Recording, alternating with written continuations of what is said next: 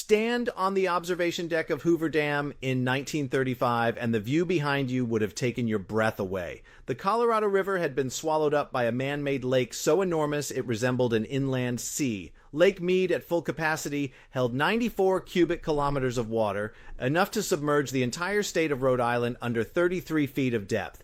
The engineers who designed this structure were convinced they had built something permanent.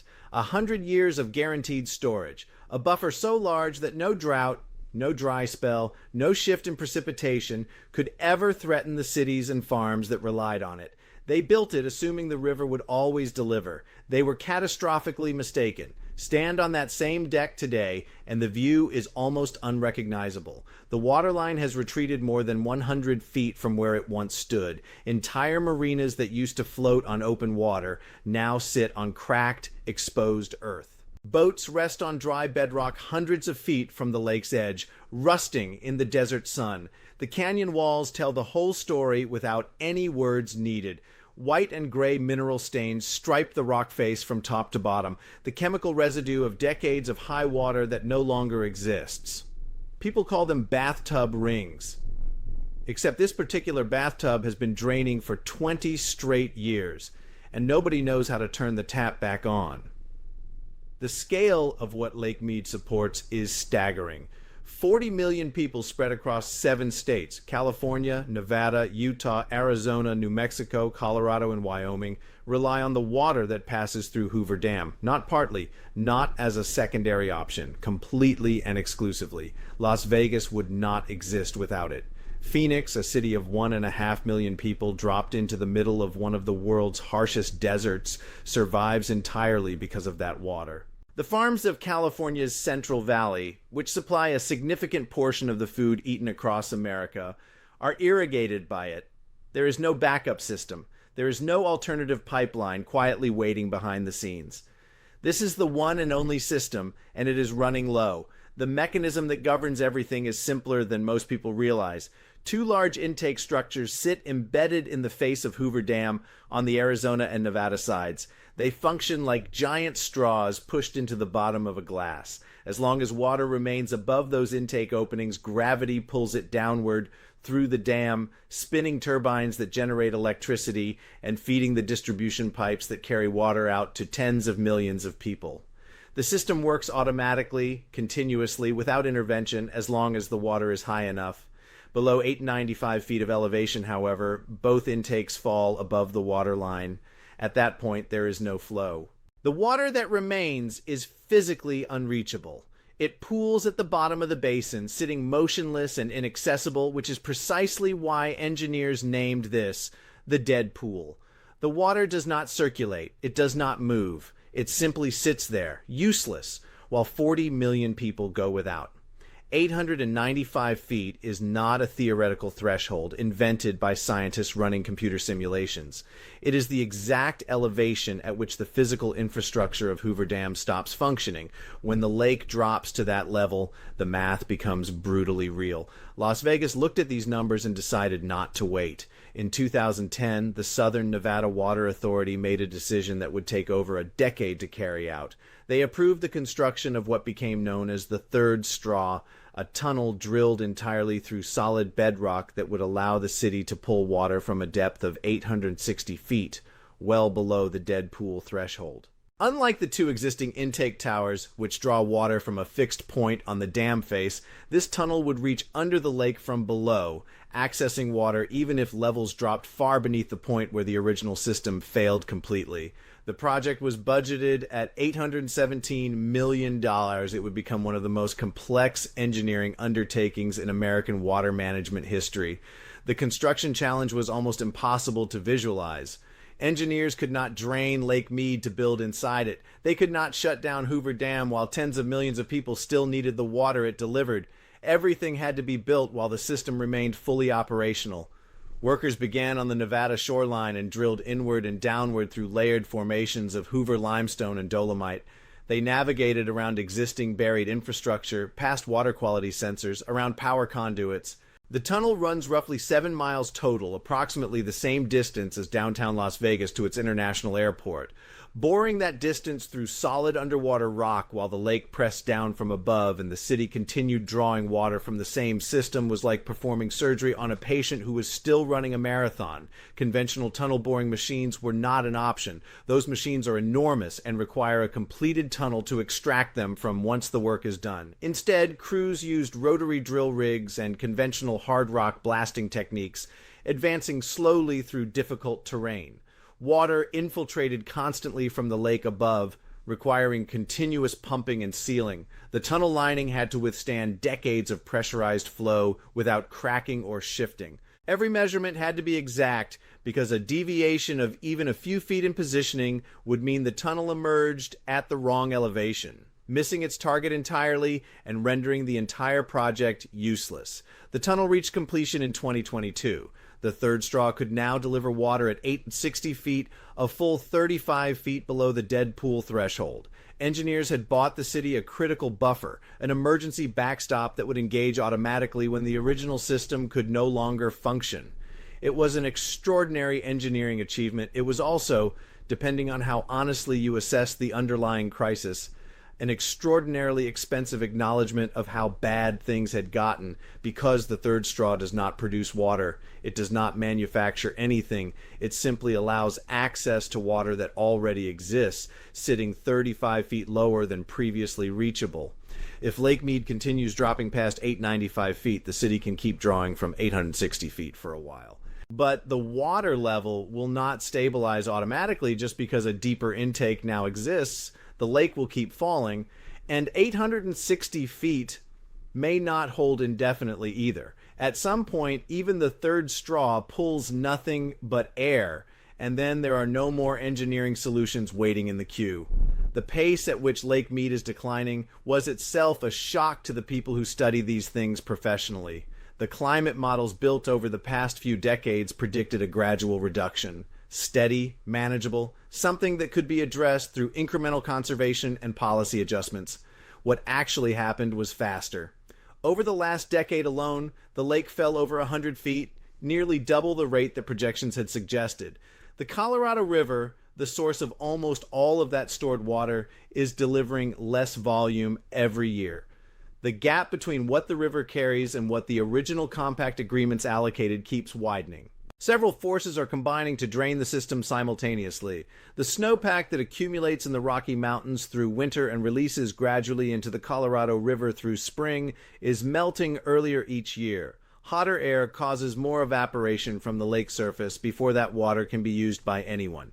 Agricultural and municipal demand upstream continues pulling from the same shrinking source, and the fundamental atmospheric pattern across the entire region has shifted toward drier, hotter conditions that show no sign of reversing. Scientists have begun calling this the mega drought. The classification covers the past 2 decades of sustained dry conditions across the American Southwest, and the word understates the situation significantly. Dendrochronology, the practice of reading climate history through the width of annual growth rings in trees, allows researchers to reconstruct precipitation records going back more than 1,000 years using dead juniper and ponderosa pine samples from around the lake basin. Wide rings indicate wet, productive years. Thin rings indicate dry, stunted growth.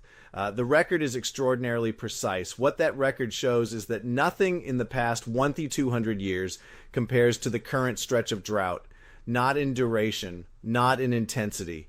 The United States has existed as a nation for 250 years. The current mega drought has already lasted longer than a quarter of that history, and it extends back through periods of American settlement, European exploration, and pre-Columbian civilization without a comparable precedent. Scientists who have spent careers studying southwestern climate describe the current period as something that falls outside the normal range of variation entirely. The trees have never recorded anything like this. Between early measurements and March 2026, Lake Mead has dropped from 1,145 feet at full capacity to roughly 1,040 feet. The current trajectory, if sustained, reaches 895 feet within a decade. Some projections incorporating accelerating drought conditions put that date within 5 to 7 years. Las Vegas recognized this trajectory years ago and responded with a conservation campaign unlike anything undertaken by a major American city. The public image of Las Vegas, fountains shooting water stories into the desert sky, canals weaving through casino hotels, artificial lakes reflecting towers of glass, gives a misleading impression of how the city actually uses water. The visible extravagance is real. The underlying reality is that Las Vegas has systematically reduced its actual water consumption while that population has grown. The city has spent 2 decades offering rebates to homeowners who tear out grass lawns and replace them with native, drought-tolerant plants that survive on almost no irrigation. Drip systems that deliver water precisely to root zones replaced broadcast irrigation that evaporated before reaching anything useful. More significantly, Las Vegas rebuilt its indoor water recapture infrastructure to recover and reprocess 99% of all water used inside buildings. Every shower, every toilet flush, every sink runs into a collection and treatment system that purifies the water and returns it to the Colorado River to be counted as part of Nevada's allocation again. The loop is almost completely closed. The result is that Las Vegas, a city receiving an average of 4 inches of rainfall per year, less than some cities receive in a single week, now consumes less water per resident than New York, San Francisco, or Los Angeles. That is not a comparison of desert cities. That is Las Vegas outperforming cities that sit next to oceans and rivers and receive substantially more natural precipitation. It represents a genuine and remarkable shift in how a major urban center relates to its water supply. And even that is not enough. The Colorado River Compact, signed in 1922, divided annual river flows among the 7 basin states. Nevada received an allocation of 300,000 acre-feet per year. That number was calculated based on flow data from the early 20th century, a period that tree ring records have since confirmed was unusually wet compared to historical averages. The river's actual modern average delivery is closer to 200,000 acre-feet per year. The compact promised 300,000. Reality delivers 2/3 of that. The resulting shortfall forces mandatory reductions across every state in the basin. Upstream, Lake Powell, which sits behind Glen Canyon Dam and was designed as the Upper Colorado system's primary storage reservoir, is itself critically depleted, currently sitting at around 24% of capacity. Powell was supposed to feed Mead. When Powell holds surplus, Mead refills from the overflow. But Powell has had no surplus to send. The cascade flows downward. Powell cannot fill, so Mead cannot fill. So the cities and farms that draw from Mead receive less each year. Federal authorities have stepped in to broker reductions, paying some upstream agricultural operations to leave fields unplanted and keep that water in the system. Those agreements work short term. They do not solve the underlying imbalance. Temperature data adds another layer to the problem. The desert Southwest is warming at roughly 50% above the global average rate. For every degree the planet warms on average, the region warms by 1.5 degrees. Warmer air holds more evaporation from lake surfaces. Warmer air melts snowpack faster, releasing winter precipitation in rapid spring surges that rush past storage infrastructure rather than feeding it gradually. The water cycle accelerates, but in directions that consistently reduce what ends up in storage. Water managers working through what comes after 860 feet talk about options that are each expensive, each imperfect, and each years away from delivering meaningful volume. Desalination, the process of removing salt from seawater or extremely brackish groundwater to produce fresh water, is technically proven but economically brutal. A single modern desalination facility costs over $1 billion to build and requires enormous continuous energy input to run. Proposals exist to construct a facility on the California coast and pipe the output hundreds of miles across desert terrain to supplement the Colorado system. That water would be the most expensive water any of these cities had ever purchased. Agricultural water transfers represent another partial tool. Paying farming operations to reduce irrigation, switch to less water-intensive crops, or lease water rights directly to municipal systems can move significant volume into urban supply chains. Farmers receive compensation. Cities receive water. The arrangement appears rational. But the economics are fragile. The political resistance from agricultural communities is consistent, and the cost ultimately flows to city residents through higher rates. It is a mechanism for managing a shortage, not eliminating one. The conversation that water planners resist having publicly is the most direct one. Some portion of the current population of the American Southwest may be living in places that cannot sustainably support them. Las Vegas at 2.2 million residents, Phoenix at 1.5 million, the farms of the Central Valley collectively drawing billions of gallons. These systems were built on assumptions about river flow that no longer hold. If the river does not recover, and the climate data suggests it will not, then the population has to change. Either people leave or how they live changes so fundamentally that it resembles a different kind of city than currently exists. Two futures sit at opposite ends of the realistic range. In the first, the megadrought breaks. Several years of heavy snowpack bring the Colorado back to something resembling historical volume. Powell refills, Mead recovers. The third straw sits idle as an insurance policy that was fortunately never needed. Conservation programs continue, infrastructure investments pay dividends, and the crisis resolves into a cautionary story about how close things came. This future is possible. Climate systems do cycle, drought periods do end. In the second, the shift is permanent.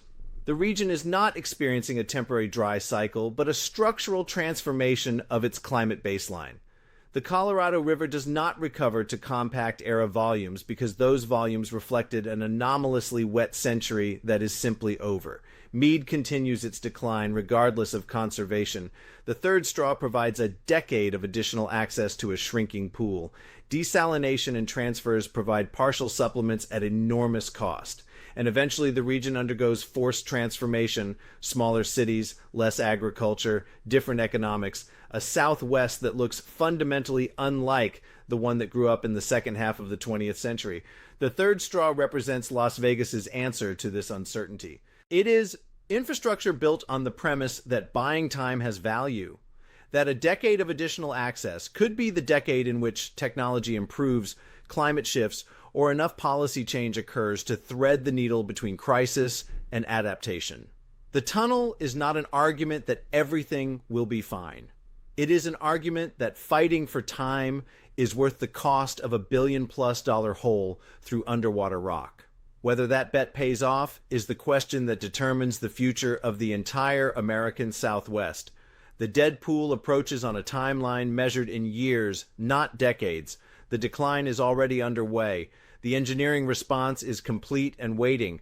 What remains unknown is whether what comes next arrives fast enough to matter. The water level falls another inch, then another. The clock does not stop.